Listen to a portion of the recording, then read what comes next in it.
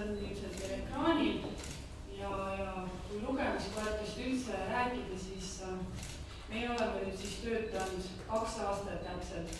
Et esimene lugemiskoer küll alustas 2013, aga selline laiem lugemiskoerte kaasamine laste siis õppimisprotsessi sai alguse siis 2014 kevadel.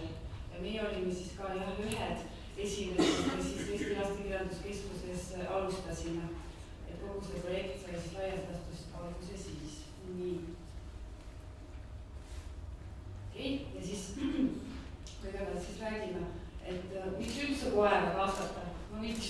Et kogu see loomade kaasamine inimese heaolu parendamisse või tervisesse, õppimisse, kõigesse sellisesse on tegelikult suhteliselt uus valdkond. Ei ole 100 aastatki veel, kuid toimub selline eesmärgipärane tegevus. Et lugemises või õppimises, et miks see koer siis aitab? Kõige olulisem, emotsioonide looja. Et aga siin tuleb ka kindlasti arvestada sellega, et kui me räägime õppimisest, siis me eeldaks, et positiivseid emotsioone, et läbi positiivsete emotsioonide võiks õppimine toimuda, mis tähendab seda, et koer ei ole kohe kindlasti kõikidele näidustatud abivahend või abiks siis selles õppimisprotsessis. Sellest ma pärast natuke räägin täpsemalt ka, sest meil on siin omad kogemused juba, kuidas vahest võib isegi kahjulik olla. Ja et aga jah, eelkõige siis nendele, kellele loom meeldib, et ta loob sellise mugava, meeldiva õhkkonna. Nii, ja teine selline õppimise kontekstis hästi oluline moment ongi, et loom ei anna hinnanguid, et see on ka väga laiemalt siis üks selline põhjus, miks me tänapäeval üldse endale loomi võtame. Vanasti oli ju loomadel väga selged, funktsionaalsed, praktilised sellised eesmärgid. Täna enamus lemmikloomas me võtame ikkagi ainult emotsionaalsetel põhjustel ja me armastame neid eelkõige sellepärast, et nemad kunagi meile ei ütle, et me ei meeldi neile. Ja me alati meeldime. Nii ja kolmas, mis ma olen välja toonud siis nagu lugemise või õppimise kontekstis on motivaator, sest et meil on olnud siin ka lapsi, kellel tegelikult lugemisega mitte mingisugust probleemi ei ole olnud. Täiesti soora, kõik on okei, mulle meenub üks 16-aastane, kellel oli väga okei kõik see lugemine, aga koer oli nii suur motivaator, et läbi selle saab siis nagu lugemisharjumust nii-öelda suurendada. Et kõikidel lastel ei ole nii, et neile hakkab kohe see meeldima. Et just 16-aastane ma mäletan, et ta tuli luges minu koerale Fjodorile siis luuletusi. Ja siis ütles, oma esimest korda loen üldse luuletusi. Ma mõtlesin, ma loen Fjodorile luuletusi. Võib-olla ei oleski kunagi sinna mõni, ma ei tea seda. Et aga selline näide kohe meeldib, jah. Ja mõned pildid, hinnangute vaba õppimine.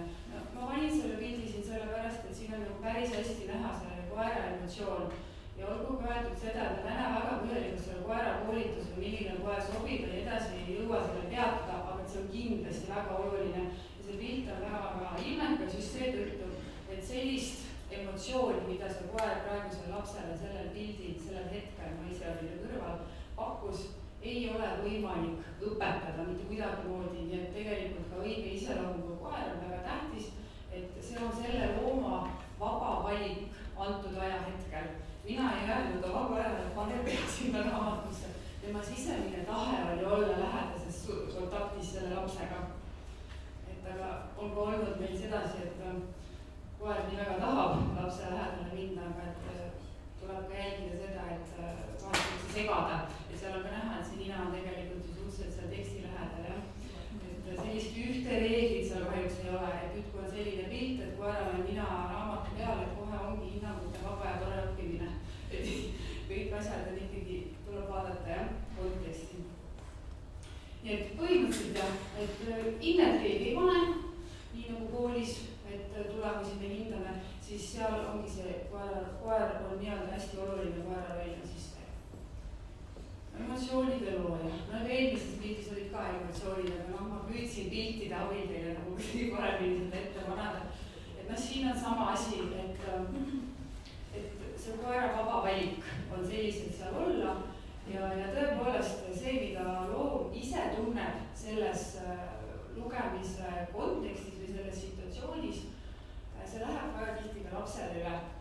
Et kui koer tunneb ennast selliselt mõnusalt, siis kogu see õhkkond seal ongi selline ja kindlasti see aitab õppimisele paremini kaasa. Selle kohta on ka tehtud päris palju uuringuid, et täna on ka päris palju teaduslikke uuringuid selle kohta, mismoodi loomade kaasamine õppimisprotsessi teraapiatesse aitab näiteks suurendada inimestel oksüdotsiini tootmist, mis on siis seotud hormoon usaldusega, rahuga, selliste emotsioonidega. No see on mina, Eesti Lastekirjanduskeskuses. Ma mõtlesin, et prooviks ka ise lugeda. Mina tunnistan teile ausalt, ei olnud eesti keel minu lemmikaine koolis.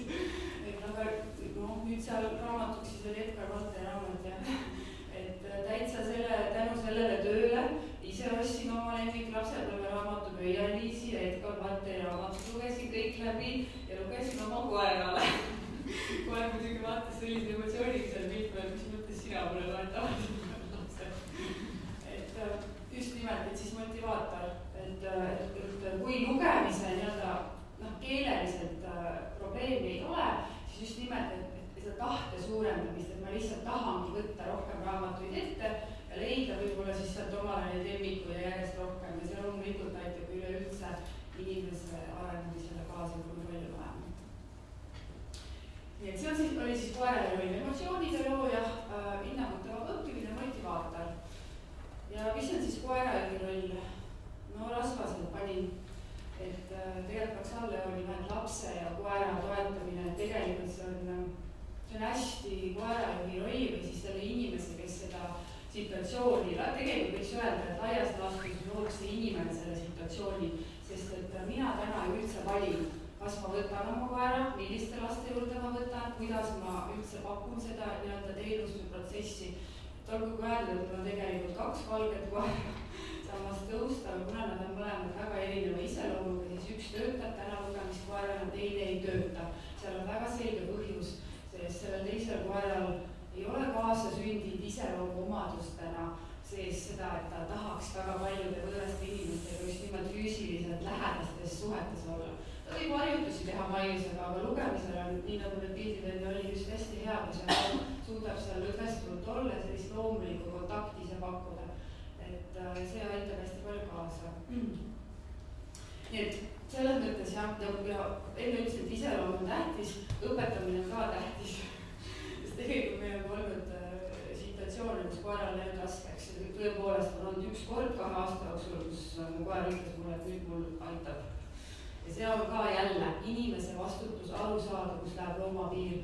Ja kui me ei arvesta looma heaoluga ja tema emotsioonidega, et me paneme selle looma või sunnime midagi teda sinna tegevusteks, mis ei ole tema jaoks okei, kus siis tal ei ole sellist emotsiooni, nagu seal piltide peal oli, siis lõpuks on ka see, et tegelikult me ei saavuta neid tulemusi ka nende lastega. Sest lapsed ja loomad on minu käest suurepärased, autentsed peegeldajad. Nad peegeldavad seda, mis on päriselt keskkonnas, emotsioone ma mõtlen. Et siis ei saa. Ja just koera valiks, koera ja lapse toetamine ja lapse toetamisest me kohe ka räägime. Ja tegelikult lääslastus võib siis öelda, et täna meie 2 aasta kogemuse põhjal võime öelda, et koera saab kaasata siis 2 viisil. Et esimene, kõige lihtsam variant on see, et koerajuht üldse ei sekku lapse lugemisprotsessi ja enamasti selliselt toimetataksegi. See tähendab aga seda, et me töötame tavapärase eakohase õpivõimekusega lastega. Et see ongi see, et me loome koos koeraga sellise mõnusa, hinnangute vaba, motiveeriva, positiivsete emotsioonidega keskkonna, kus see laps saab harjutada. Nii. Siis teiseks on oluline oskus ikkagi märgata, kus koerajuhi töö lõpeb. Et kui ikkagi tuleb välja see, et sellel lapsel on vajadus sekkumiseks, teda on vaja toetada juba teadlikumalt, kas keeleliselt või emotsionaalselt, kuidas iganes. Et see teadmine võiks olla siis sellel koerajuhil, et kus maalt tema töö lõpeb, kus maalt on vaja kaasata teisi spetsialisti või üldse öelda, et ei. Siin on olnud meil näiteks koera hirmuga, et pärast võib-olla tuleb sellest rohkem juttu, et tulevad lapsed, kellel tegelikult on koera hirm, kardavad koera. Kui ma mõtlesin, et koer on saa keelt õppida, kui sa kardad. No see on lihtsalt liiga palju, jah. Et noh, siis on ka see, et kas sellisel juhul see töö lõpebki sealt, jah. Mitte ainult siis keelelu. Ja teine variant on siis see, et koerajuht sekkub ja toetab last keeleliselt ning emotsionaalselt. No see eeldab seda, et vajalik on väljaõpe siis sellel koerajuhil, ja samamoodi on ikkagi teine punkt ka, kuskilt maalt õpeb ka tebatöö. Et mina isiklikult olen ennast täiendanud siis baasharidus on inimeste psühholoogia, töötan koertekoolitajana, siis koerte psühholoogias ka on teadmised, aga siis keelealaselt, ma ei ole keelespetsialist, aga ütleme, et selline väga baas või väga üldisel tasemel, et kuidas aidata näiteks seda hääldamist, kuidas, millised need meetodid, neid ma enam-vähem tean, kuidas kasutada erinevaid lugemismänge, noh, sellist asju, noh, mul on selgeks tehtud, et mingil määral ühes selles lugemismängus, kus ma töötan, kus on ainult eesmärgipärane töö ja käivad kindlad lapsed, pärast ma räägin tulemustest ka, mis meil on olnud, siis seal põhimõtteliselt ikkagi oodatakse ka koerajuhilt, et ma sekkun vajadusel, aga siis mul on tehtud siis ka vastav instruktsioon ja kogu aeg käib pidev analüüs, et kas ma seal tegin õigesti või tegin teistmoodi, kuidas järgmine kord. Nii et põhimõtteliselt seis nagu kaks varianti. Et siis, kui nüüd siin raamatu kontekstist rääkida, et siis peab jah mõtlema, et milline on siis konkreetse asutuse eesmärk antud siis kas teenuse pakkumisel või selle lugemiskoera kaasamisel. No nii, et siis nagu öeldud, 2 aastat, väga pikka aega ei ole, aga see on täpselt, et praegu on siis selline aeg, kus alguses, kui alustasime ju mitte midagi ei olnud, kõik ju proovisid, et üks uus asi ja teeme ja lihtsalt tegimegi.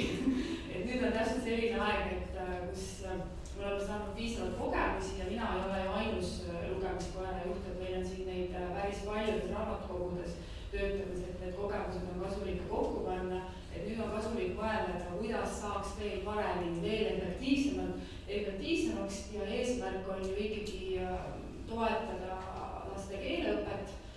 Teine eesmärk on kindlasti ka see, et just et koeral oleks väga okei töö.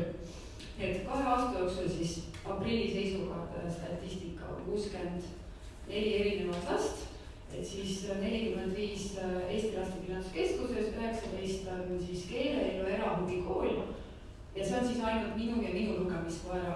Laste Kirjanduskeskus on kindlasti rohkem lapsi koera lugemas. Ja periood. Ja neist 16 on käinud lugemas rohkem kui 3 korda. Et ma tõin selle eraldi välja need read siia, sest et minu kogemus näitab seda, et selleks, et üldse aru saada, mis selle lapse vajadus on või aru saada, kas ma olen mingilegi tulemusele jõudnud, 3 korda on ikka miinimum, et meil tavaliselt toimub see lugemine selliselt, et ühel lapsel on 15 minutit. Et see 15 minutit on väga vähe ja kuna lapsed on erinevad, siis mõnel läheb ka selline sisseelamisaeg, siis on need rituaalid, lõpetamisrituaalid, et lugemisaega jääb ka vähe. Ja tegelikult 1-2 korraga seal võib ka kogemata midagi olla. Selleks, et saada ikkagi midagi juba nagu mõelda või mis seal vajadus on, et selleks nagu vähemalt 3 peaks olema. Nii et siin on nüüd ka näha, et see 16 on suhteliselt väike number, kui seda kogu arvu vaadata.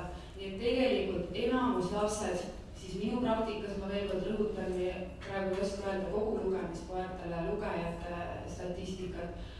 Me ei saa tegelikult midagi öelda selle kohta. Miks ta tuli, mis ta seal toimus, et ta lihtsalt käis.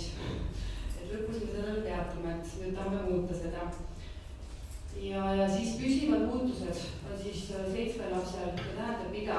See ei tähenda seda, et need 7 last nüüd on valmis, vaid nende 7 lapse puhul me oleme jõudnud sinnamaani, et seal on toimunud väga selge areng.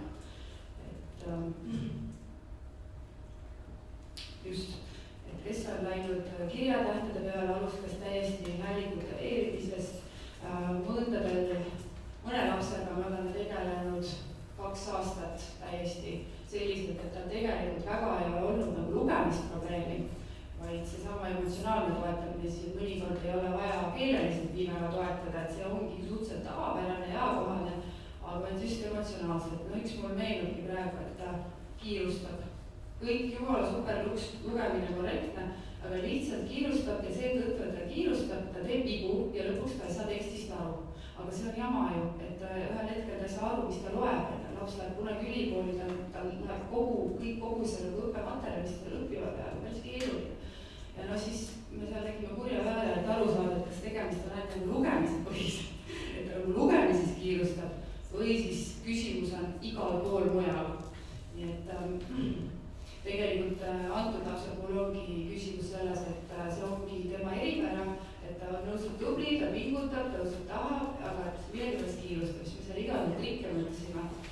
Ma andsin talle ajalimiidi, hästi lühikese lõigu. Sa pead selle 1 minuti jooksul nii aeglaselt lugema, sa pead terve seda väikest lõiku lugema. See aitas ja mingiks ajaks. Siis tegid veel eraldi, koera siis ei olnud, aeglase lugemise võistlust. See ka aitas natuke. See kõik nagu töövad selliste emotsioonidega ja kuidas me saame teda aeglasemaks rahunema. Ja lõpuks siis oli see, et nüüd läksime täitsa nagu koerast juba ära. Mul on üks kass kodus, kes on väga aeglane, kes on väga edukas ja sellel lapsel me kasutasime ära tema nii-öelda sellist tahet olla edukas ja ta ongi väga edukas, ta väga tubli, ta õpib väga hästi, ta trennides väga edukas ja ta tahab pingutada. Vot nii, ja siis see kass, kes on väga edukas, igasuguseid lollusid teeb mul kodus, sest ta on nii tark. Aga ta ei tee ühtegi üleliigset liigutust, jah? Ta on väga aeglane. Kõik asjad on täpselt läbi mõelnud. Ja siis ma tegin sellele lapsele materjali, kus siis ta sai sellest kassist lugeda ja kuidas õigesti puhata. Ja siis me tegimegi pause, lihtsalt pikutasime 0,5 minutit ja väga hästi toimis. Et saate aru, me tegelikult ei tegele selle üldse keele sekkumisega, vaid hoopis mingi muu asjaga. Aga mõnikord on vaja keelelist ka.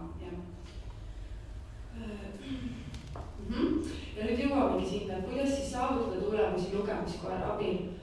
Tavapärase arenguga laste puhul enamasti tõesti on see, et tuleb lihtsalt käia koerale lugemas, et tuleb siis, peab olema kindlasti sobilik koer, iga koer ei sobi, meil täna on eksamineeritud koerad, koerajuhtidel on ka mingi baas väljaõpe tehtud, kuidas koera toetada, kuidas seda situatsiooni toetada ja lihtsalt käia ja nii palju siis jah ka, et nagu ikkagi märgata. Ma ütlesin, et kasutaks sõna märkamine, et selline jälgimine ei ole hea sõna, siis hakkame nagu ootama, no kas ta nüüd on mingi probleem. Seda ma olen ka näinud, märgata, et kus siis, kas äkki minu töö võiks seal lõppeda, et võib-olla selle lapsele vajadus. Ja siis ongi, et sekkumist vajavate laste puhul ei ole mitte midagi teha. Ma võin ennast keeleliselt arendada, ma ei tea kuhu, ma võin arendada ennast emotsioonide toetamisest, kuhu iganes koerakoolitusest, üksinda ei saa, lihtsalt ei saa, et see on võrgustiku töö, et selle kohta ütles üks lapsepsühholoog ka, et lapsevanemad tal ka tulevad väga tihti, et toovad oma lapsed tehke korda. Mina või teie lapsega hea kontakti saada, aga kui teie ei saa, siis sellest pole mitte midagi kasu. Et tegelikult siin sulgudesse on toodud ka, et see on, mida rohkem on kaasatud, et ta saab laialt igast küljest seda õigel viisil suunamist ja toetust, et siis tulevad tulemused. Ja siin on ka nendes 7 lapses, mõnest ma juba rääkisin, see kiirustamine, tema on ka seal, tal on läinud paremaks. Aga üks mulle meenub ka kohe, kellel oli eelmine aasta, ma lugesin kokku üksikuid sõnu, muidugi suurendasime, tema luges meile rohkem 15 minutit üksikuid sõnu, kus ta suutis korrektselt lugeda. See aasta oli tulemus see, et poole tunni jooksul 50% tekstist täiesti korrektselt, ilma vigadeta, keha oli täiesti lõdvestunud, laps oli rõõmus, ta intoneeris, ta sai aru tekstist, see oli super lihtsalt. Aga millega me siis eelmine aasta tegelesime? Et kogu aeg vajus keha ära, nii korrigeerime jälle keha, nii kui ta hakkab vajuma, see ei ole see, et ma ei sekku üldse, nii, sa pead istuma korralikult, sest kui tal läheb pinge, siis ta ei suuda lugeda ka korralikult. Ja konkreetse lapsega siis oligi nii, et ta käis lugemiskoera lugemas, siis seal mina isiklikult ka natukene sekkusin, päris nii ei olnud, et ma olin kärbes seinal,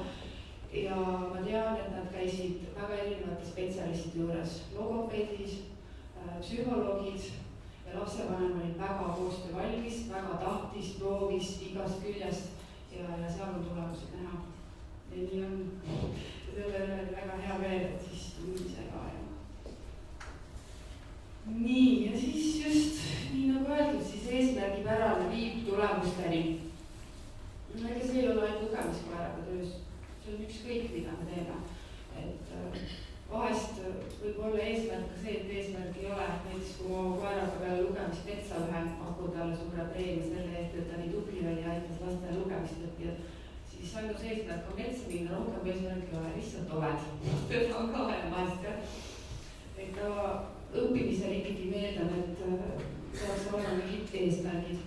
Nii et kui nüüd siis keegi mõtleb kaasata lugemiskoera, isegi kui kodus oma kassi või looma, kellel lapsevanemad kodus, siis ikka võiks samad keemi rakendada. Et esimene küsimus siis on, et milline lugemiskoera eesmärk, et kui asutustest räägime, et siis tõepoolest, et kas lihtsalt teeme seda selliselt, et on üks keskkond, kus käivad siis pigem tavapärase eakohase õpivõimekusega lapsed, et või see võiks olla ka selline, kus me võtame vastu ka lapsi, kellel võib-olla on suuremad vajadused, on vaja sekkuda, et see teadmine on oluline, milline on meie eesmärk, millise sihtrühma me töötame. No ja räägime siis, kuidas me siis saavutame selle, et kuidas me üldse teada saame, kes meile tulevad, et meie täna olemegi sinnamaani jõudnud, et me ei teadnud üldse, kes meil tulevad ja siis tulebki välja, et tuleb lapsevanem koos lapsega.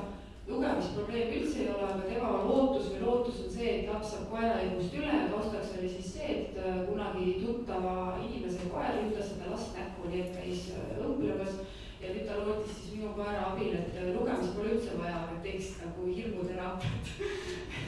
Jumal tänatud, et ma sain lapsevanemaga alguses rääkida, et tegelikult on see, et mina võtsin selle lapse vastu, sest ma olen varem töötanud selliste asjadega, aga nii nagu öelda, et kui meil on eesmärk see, et me loome lugemiseks tavapärase eakohase õpivõimekusega lastele selle keskkonna, et see on toetav keskkond ja tegevus, siis tegelikult täiesti vabalt võiks öelda, et vabandust, see pole see koht. Ja kui me ei tea ka, kui suur on selle lapse see koera hirm jätkuvalt, et selle lapsega me saime ja et tal ei ole lugemise probleemi üldse, et siin võib ka olla see, et kui lapsevanemal on meie teadmata ootus, et tahaks üle saada koerahirmust, aga tahaks ka lugemist arendada, et tal on lugemisega väga suured probleemid, et see vajab ka võib-olla spetsialisti sekkumist, aga siis on ikka tõsine ports, jah. Ja tõsiselt, siis kui ei ole omal motivatsiooni või teadmist või oskusi sellega tegeleda, siis on kasulikum mitte võtta. Me õudselt tahaks aidata, tõesti tahaks, aga parem mitte teha kui kahjustada. See võiks ka olla selline, sest et tegelikult on see, et kui me laseme selle lapsel selles hirmus jätkuvalt praadida, kui me ei oska teda aidata välja tulla või kui teine on see lugemise koha pealt ka, et kui me laseme teda pidevalt kogu aeg samu vigu teha, lugeda valesti, siis see kõik ainult kinnistab ajus. Et see ei ole kasulik, et tähtis ikkagi teada, kus meie töö lõpeb. Nii et kuidas me siis saavutame, et kliendi vajaduste välja selgitamine üks oluline ja pärast Katrin räägib teile sellest, kuidas meie püüame seda teha selleks, et oma tööd efektiivsemalt teha. Ja lõpuks, milliseid ressursse on vaja, need on sellised, et milline see ruum võiks olla, et meil täna on minu teada enamus lugemise pesad, kus lugemiskoerad töötavad, on ikkagi sellised, et see koer ja laps ja koerajuht on ühel tasandil, ehk siis sellised paitadega mõnusad sellised hubased lugemispesad ja muud siuksed kõrvalhäirijad, et kuidas see ruum on, kus ta asub, kas seal käib muid häirijaid, et koerad ju väidavad teatavasti kuulevad paremini kui inimene, umbes 10 korda. Kui kõrvalruumis keegi kõva häälega räägib, võib-olla last ja koerajuht ei sega, koera segab, koer läheb seetõttu ärevaks, jälle ei tule sellisest toredast emotsioone loovast keskkonnast midagi välja, neid sükseid asju võiks mõelda ja siis kus me leiame koera ja kogu siis lõpuks ongi see tegevusplaan, ehk siis kes siis asutuse poolne töötaja ka võiks olla, kes on see, kes koordineerib siis selle lugemiskoera kaasamist asutuse töösse. Keegi üks inimene võiks olla, kes kes nii-öelda võtab vastu. Meil on küll väga mugav siin töötada, meie Fjodoriga alati tuleme, kõik on valmis pandud. Just. No nii, aga põhimõtteliselt nii palju veel ütlen, et ma ei tea täpselt, et kes siin praegu kuulamas on, milliste asutuste esindajad, kui kellegi on nüüd mõtted, et tahab lugemiskoera kaasata oma asutusse, siis Eestis nende koerte sertifitseerimisega tegeleb Eesti Abi ja Teadmiste Ühing, et siis peate nende poole pöörduma. Aitäh!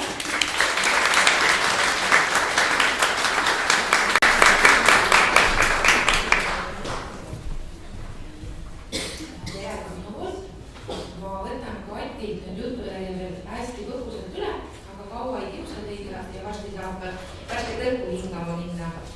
Eelkõige nagu Kati ütles, siis 2 aastat tagasi me alustasime siin majas lugemiskoertega ja see algus oli suuresti lihtsalt entusiasmist, et see on nii äge ja see on nii innovaatiline. Ja selleks kevadeks me jõudsime siis punkti, kus me tundsime, et meil on juba mingid teadmised ja oskused, et meil oleks vaja astuda järgmisele trepiastmele. Ja me istusime kõikide lugemiskoerte juhtidega lauada maha ja tegime sellise ajurünnaku, et mida me võiksime teistmoodi teha. Võib-olla siis võib nii palju öelda, et meie majas on 3 erinevat lugemiskoerte tiimi. Lugemised toimuvad igal laupäeval ja üle nädala neljapäeviti. Ja ma lugesin kokku hommikul, et sellel hooajal, mis on siis 2015 september kuni 2016 mai lõpp, on meil kokku 50 lugemiskoera nii-öelda korda tunniajast võimalus koertele lugeda. Kui kordada, et ühes tunnis saab lugeda 4 last, siis 200 last käib meie majast läbi septembrist maini, kui kõik lapsed käisid lugemas 1 korra. Meie majas käib selle perioodi jooksul läbi 40 last, mis näitab seda, et väga paljud lapsed käivad korduvalt. Kõige rohkem lugemiskordi tuleb ühel vahval väikesel tüdrukul, kes loeb siis sellel perioodil kokku 23 korda. Nii põhimõtteliselt iga laupäev on üks aeg broneeritud ühel lapsele, et tema ema on selle nii tihedalt ette võtnud. Aga me istusime siis laua taha maha ja mõtlesime, et mida nüüd edasi teistmoodi teha. Ja põhiprobleem oli selles, nagu Kati ka ütles, et kulub vähemalt 3 lugemiskorda, et üldse aru saada, kus on lapse probleem, kui suur on lapse probleem ja kas seda probleemi üldse on. Et seda 3 lugemiskorda vähendada, me jõudsime nii kaugele, et oleks vaja teha nii-öelda ennetav küsimustik lastevanematele. Et kui see laps sinna vaibale lugemiskoera juurde astub, et meil oleks siis juba olemas e-info, milliste ootustega lapsevanem enda lapse meie juurde lugema toob. Ja me tegime järgmised küsimused. 2 esimest on sellised lihtsad, mis peegeldavad võib-olla kõige rohkem sellist emotsiooni, et laps soovib lugemiskoeraga kohtuda ja proovida, mis tunne on koerale lugeda. Ja sellesse kastikesse tõmbasid risti peaaegu kõik küsitletud lapsevanemad. Ja järgmine küsimus oli, et lapsele koerad väga meeldivad ja ta soovib nende seltsis aega veeta ka sinna kasti. Tõmbasid enamus lapsevanemad ristikesed. Aga nüüd sealt edasi, siis tulid meie küsimused, mis juba hakkasid peegeldama lapse muret probleemkohta ja seal siis toimus see jagunemine suhteliselt võrdselt. Et ainult selle 2 esimese kastikese peale jäi meie küsitletud lapsevanematest 2 last. Ehk et ainult 2 last käis läbi puhtalt emotsiooni pärast ja kõik ülejäänud juba tulid siia lisaks sellele emotsioonile, et koeraga lugeda ka mingi taustprobleemiga. Näiteks, et laps kardab koeri ja loodame, et lugemiskoeraga kohtumine aitab tal hirmust üle saada. Või, et laps hakkab kooliealiseks saama, aga lugeda veel ei oska, lugemise harjutamiseks vajame lisamotivatsiooni ja loodame, et lugemiskoerast on abi. Või, laps kardab kõva häälega lugeda, loodame, et lugemiskoerale lugemine aitab talle esinemishirmust üle saada. Et lisaks sellele, et lapsel on võib-olla keeleline probleem, võib tema murekohaks olla hoopis see, et ta ei julge kõva häälega lugeda. Lugeda oskab ja kõik on väga hästi, aga sellel hetkel, kui ta peaks hakkama kõva häälega kellelegi teisele ette lugema ja sellest paraku juba koolisituatsioonis tegelikult ei pääse, ei saa ta selle ülesandega hakkama. Ja emad on andnud ka tagasisidet, et need lapsed, kes on selle murega meie juurde tulnud, on ka sellest abi saanud, et nii kooli kui ka lasteaiakeskkonnast on tulnud tagasisidet, et laps on avatud, ta julge ka juba oma emale ja isale kodus kõva häälega ette lugeda. Ning sealt edasi, et laps saab peagi kooliealiseks ja peaks juba sõnu kokku veerima, aga see tuleb väga vaevaliselt ja me oleme väga mures. Et siin on juba lapsevanemal võimalus peegeldada seda seisukohta, et mure on juba suur, lapsevanema ootused või eelteadmised tema lapse lugemisoskuse kohta võiksid olla tunduvalt paremad, kui nad tegelikult on. Ja siis lõpetuseks on selline, et lapsele ei paku lugemine huvi ning me loodame, et lugemiskoera abiga tekib suurem lugemishuvi. Et see on siis nüüd see seltskond, kellel ka lugemisoskus on enam-vähem olemas, aga lugemishuvi on niivõrd väike, et kodus seda last raamatut kätte võtma saada on väga keeruline ja selliste laste ja lapsevanemate esindajad on mina, siin pildi peal on minu poeg. Mul on kodus 2 last, tütar, kes hakkas lugema 3-aastaselt ja kes loeb praegu raamatuid, nii et ma ei pea sellele üldse tähelepanu pöörama ja poeg, kes võib kuulata unejuttu hommikust õhtuni, me lõpetasime just praegu Harry Potteri 5. osa, aga ta ise kodus raamatu kätte võtaks ja loeks, seda oli väga raske saavutada, et ta võis mängida täiesti suure rõõmuga lugemismänge, aga raamat satub tema kätte ikka põhimõtteliselt noaähvardusel. Nii et kui lugemiskoera meie majja sattusid, siis Mihklit ma alguses küll väevõimuga sinna Fjodori juurde viisin, aga tänaseks lähete sinna juba suure rõõmuga ja juba jõuavad kodus ka raamatud tema kätte. Ja siis ma andsin lastevanematele ka võimaluse see muu põhjuslahter, kus nad saavad enda tunnetest rääkida, sest me ei oska võib-olla kõike ette küsida ja nad said kirjutada. Ja sealt oligi välja siis veel neid muresid, et laps ei julge teiste ees rääkida ja samamoodi tuli siit välja siis ka see koerahirm, et on vaja abi hoopis koerahirmuga. Kuna meie majas on need lugemised nii populaarsed ja me alustasime seda küsimust märtsis, kui me avame poolaasta registreerimise detsembris, siis põhimõtteliselt 10 päevaga on tegelikult poolaasta kalender täidetud, siis see praegune küsimustik oli suuremas osas siiski nagu tagantjärgi, et me kaardistasime ära need lugejad.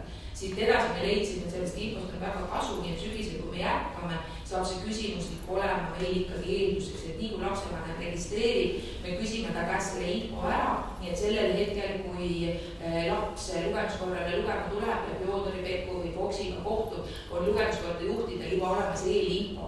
Kas tal on vaja appi võtta lugemiskaardid, kas tal on vaja appi võtta raamat, kas tal on vaja harjutada kõva häälega lugemist või tegeleda koerahirmuga. Et me saame vähendada seda 3 korda, mis muidu kulub koerajuhtidel laste lugemisoskuse kaardistamiseks, et nad saavad ka esimesest hetkest hakata maksimaalselt probleemiga tegelema. Ja ma sain hommikul veel ka selle info, et ilmselt nendes raamatukogudes, kus lugemiskoera tiimid juba töötavad, ringles ka nüüd kevadperioodil ühe Tallinna Ülikooli tudengi uurimustöö lugemiskoerte teemal ja et see on peagi valmis saamas, nii et varsti saab ka siis selle uuringu tulemusi, kus kaardistati lugemiskoera tiimide tööd üle Eesti juba siis lähemalt lugeda. Nii et me soovime teile ka jõudu ja indu, et need lugemiskoerad võimalikult palju lapsi aidata saaksid. Ja ma näen, et Kati istub praegu veel selle tagareas, et kui kellelgi on veelgi pakiline küsimus, ma usun, et Kati on nõus vastama mõnele kiirele küsimusele enda kogemuse põhjal. Nii et aitäh ja ilusat jalutsuskäiku värskes õhus ja tisu.